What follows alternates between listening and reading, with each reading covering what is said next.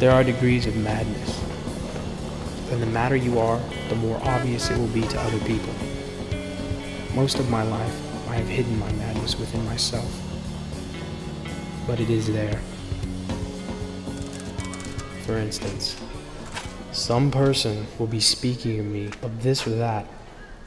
And while this person is boring me with their stale generalities, I will imagine this person with his or her head resting on the block of the guillotine. Or I will imagine them in a huge frying pan, frying away as they look at me with their frightened eyes.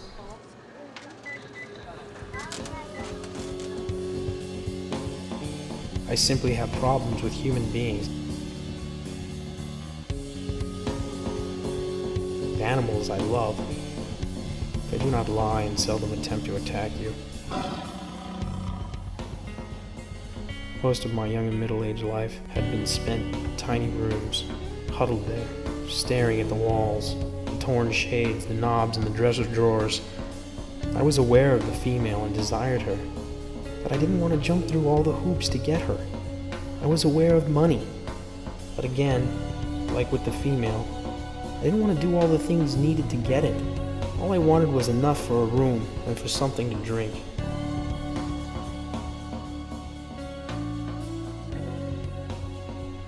At times, I went to the bars to check out the species, but the species remained the same. Not much, and often far less than that.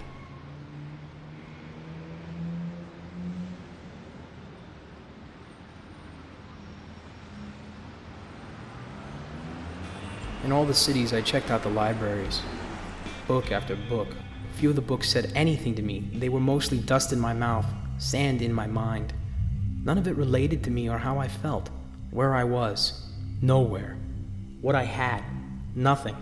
And what I wanted, nothing. The books of the centuries only compounded the mystery of having a name, a body, walking around, talking, doing things. Nobody seemed stuck with my particular madness. Sometimes there was violence. There were alley fights, many of which I lost.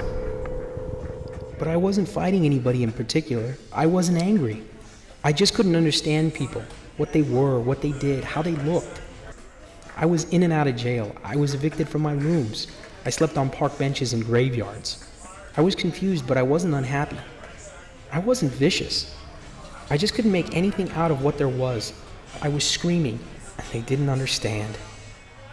And even in the most violent fights, I would look at my opponent and think, why is he angry? He wants to kill me.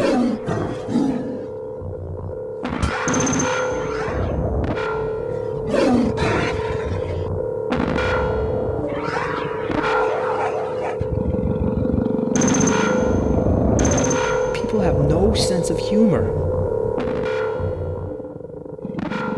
They are so fucking serious about themselves. Somewhere along the way, and I have no idea where it came from, I got to thinking maybe I should be a writer. Maybe I can put down the words that I haven't read. Maybe by doing that, I can get this tiger off my back. So I started, and time rolled by without much luck. More rooms, more cities. I sunk lower and lower, freezing one time in Atlanta, with no plumbing, no light, and no heat. One morning, I found a small pencil stub, and I began writing poems in the margins of old newspapers on the floor.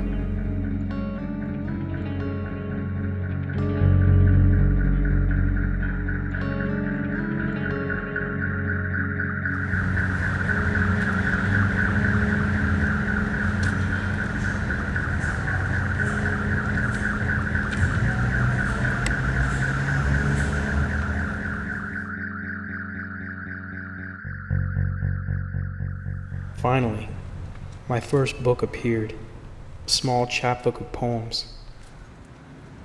Flower, Fist, and Bestial Whale. A package of books had arrived in the mail, and I opened the package, and Here were the little chapbooks.